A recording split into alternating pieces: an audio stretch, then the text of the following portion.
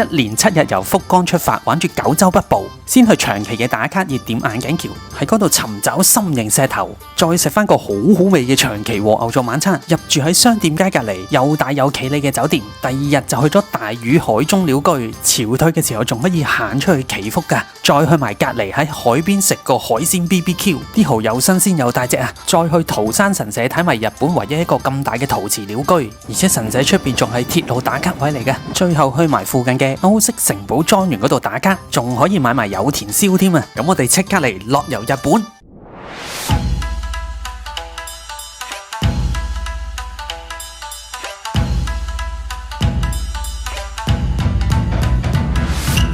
大家好，歡迎翻嚟樂遊日本，係阿 T。今次咧就由福岡出發，玩7日去長崎、熊本、由布院同埋北九州。今次 Day 1 Day 2就去長崎嚟個食玩之旅先。咁開始之前，如果你仲未訂閱我嘅頻道嘅話咧，咁記得訂閱我嘅頻道啦。咁呢個頻道咧係關於一啲日本嘅小知識，即係嚟旅行嘅小貼士同埋資訊嘅。好，咁我哋就開始。首先，朋友落咗機之後咧，就喺福岡機場，跟住喺 Toyota 嗰度攞咗車之後咧，就去我屋企接我，跟住就揸咗2個鐘左右去到長崎市啦。作為一個偽文青嘅我，第一站咧就去呢個眼鏡橋打下卡先。咁如果你唔係自駕遊嘅話咧，喺 JR 站行過嚟大約20分鐘左右啦。旅行嘅頭幾日咧都好大雨啊，天陰陰咁樣。不過天陰陰咁樣配合翻呢個眼鏡橋咧，都別有一番風味嘅喎。呢條橋咧好有歷史來頭㗎，由以前嘅興福寺第2代主持啦，請中國嘅工匠興建嘅喎，而且咧係日本首條拱形石橋嚟㗎。佢仲同東京嘅日本橋啦、山口嘅錦帶橋咧齊名，被譽為日本嘅3大名橋之一啊。不過落雨咧令到佢個倒影唔係好清晰，你見唔見到呢個眼鏡呢？網上圖片咧人哋影得就清晰好多啦。咁佢側邊咧仲可以俾你行落去嘅喎，唔好影完個眼鏡橋咁快走啊！呢度其中一個石頭咧係心形嘅喎，雖然佢唔係天然形成啊，當年嘅工人咧因為修補呢一個石牆啦，跟住咧就整咗呢個心形嘅石頭咧放喺呢一度，作為一個小小嘅藝術彩蛋。但係咧佢係冇公佈出嚟嘅喎，而係等人哋去發現，咁所以呢一個咧慢慢就成為咗一個人氣嘅打卡熱點啦。你又見唔見到喺邊度呢？等你自己去發掘下啦。因為到咗長崎嘅時候咧，其實都比較晏噶啦。去完眼鏡橋之後咧，我哋就去食晚飯。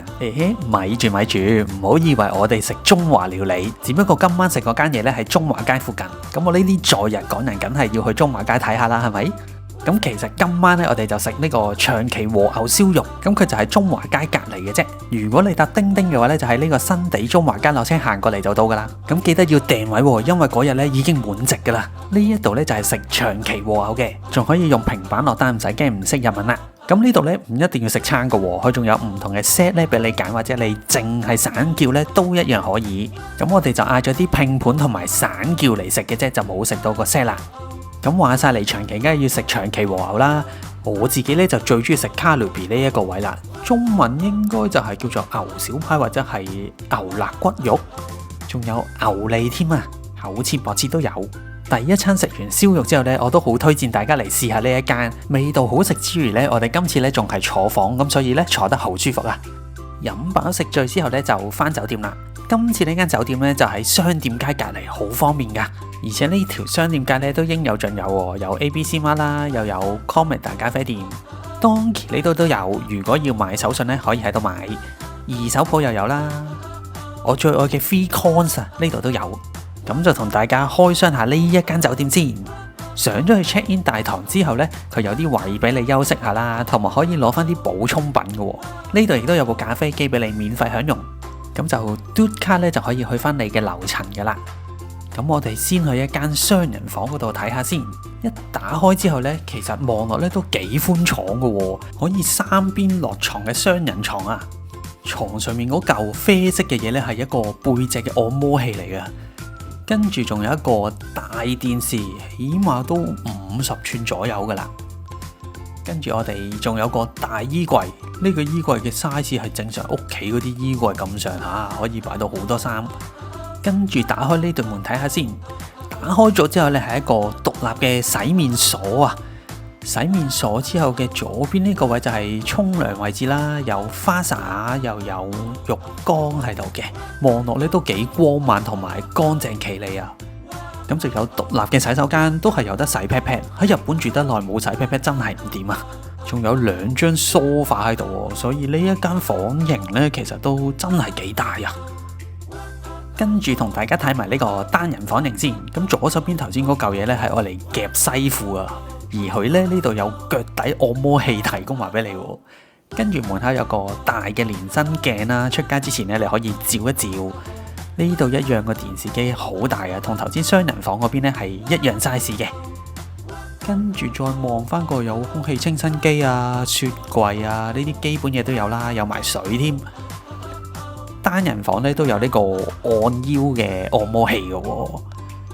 而睇下去個廁所先，咁呢，佢就冇乾濕分離啦。廁所呢就一體成型，不過都一樣係好光猛、好乾淨嘅。而佢嘅馬桶呢都係一樣有得洗 pat pat 嘅。咁就送咗2支水啦，同埋呢一個呢萬用嘅充電器啊。雖然我哋自己通常都會帶充電器啦，但係如果有埋嘅話呢，咁就會方便啲啦。床頭個鐘呢都係用 Bonus 嘅，仲可以 USB 充電。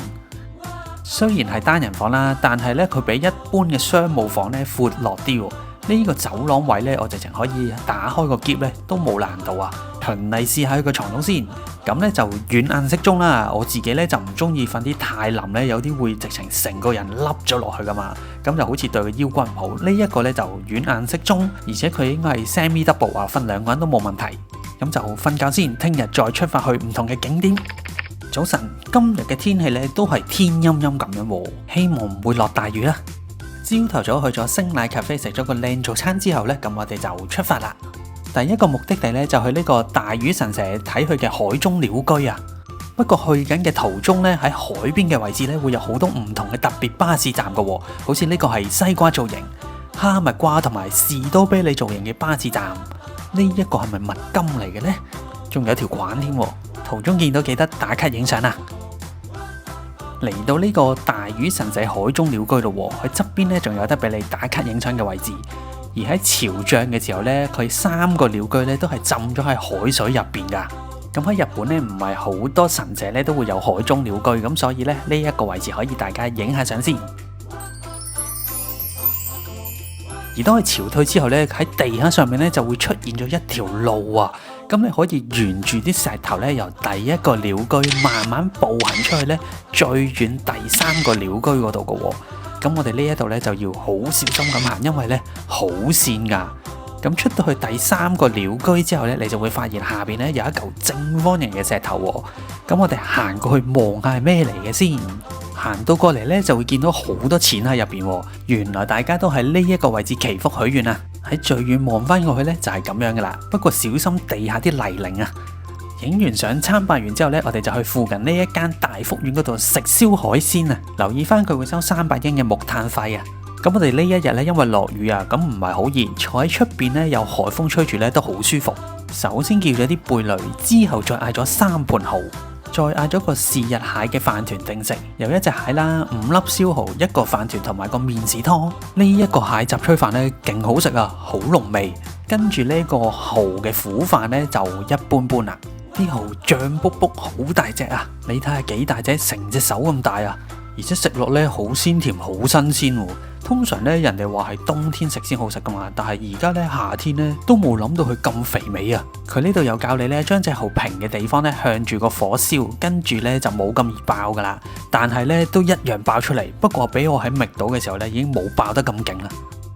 食飽飽之後呢，我哋就去桃山神社啦。呢度呢，有幾個特別嘅地方喎。第一個，當你入去神社之前呢，其實出邊呢係一條火車嘅軌嚟噶，咁而且呢係真係有火車喺度行噶。咁大家過去嘅時候呢，就要小心啲，留意信號之餘呢，我哋仲可以喺神社入邊呢咁樣影翻出去打卡噶。影完相之後呢，我哋慢慢可以沿住後邊嘅石級行上去嘅話呢，沿途呢都會有少少陶瓷嘅喎。跟住上到去之後呢，就會見到最大嘅呢一個陶瓷鳥居啊！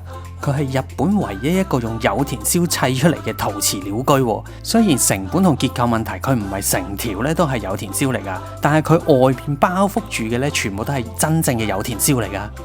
桃山神社呢，位於小山坡上面啊，咁所以望出去嘅景色呢都好靚。佢連個洗手台都係青銅器啊！另一個獨特之處呢，呢度2隻白犬呢都係用陶瓷做噶，好罕有啊！呢度仲有啲好大嘅陶瓷呢，係佢哋祭祀嘅時候呢都會用得到嘅。呢度賣嘅玉御手都係有田燒嚟噶，仲有其他好多御手都係用有田燒嚟製造嘅。咁離開桃山神社之後呢，其實佢下邊係一條陶瓷大街嚟嘅。但係我嚟過幾次呢，每一次都係好少鋪頭開噶，唔知大家嚟嘅時候呢，啲鋪頭有冇開嘅呢？去完桃山神社喺有田呢度，梗係要過埋嚟呢個有田陶瓷公園啦。呢度呢又被譽為有田陶瓷宮殿。佢呢度呢係用咗歐式嘅巴洛克建築風格，佢仿照咗德國嘅德勒斯登次溫格宮呢嚟重建嘅宮殿建築物嚟嘅，外觀華麗，而且呢有個皇冠咁嘅門嘅，有護城河同埋長走廊。可惜嘅係呢，佢本身入邊有個歐洲陶瓷有田燒展示區㗎，但係而家呢已經休咗館啦。佢呢度嘅建築物設計呢真係好有心思啊！每一件嘢呢都做得好 detail，可以俾你慢慢欣賞。而且喺佢後面呢有一個歐式嘅花園同埋陶瓷噴水池㗎，你睇下幾大，真係成個城堡宮殿咁樣啊！好似好適合影結婚相咁啊！佢啲雕塑同埋上面個大皇冠呢都令人覺得好宏偉、好震撼啊！喺外面呢仲有一副國際象棋，令我諗起 Harry Potter。佢呢一個博物館呢都已經關閉咗噶啦。呢一個酒廠呢，我懷疑佢都冇營業噶啦。你睇下佢對門上面啲塵，幾多人寫晒字，而且仲有台灣同埋香港人嚟過添啊！佢呢度其實都幾大噶，而且呢免費入場，咁我覺得行翻1個鐘左右呢，慢慢影相都幾好啊！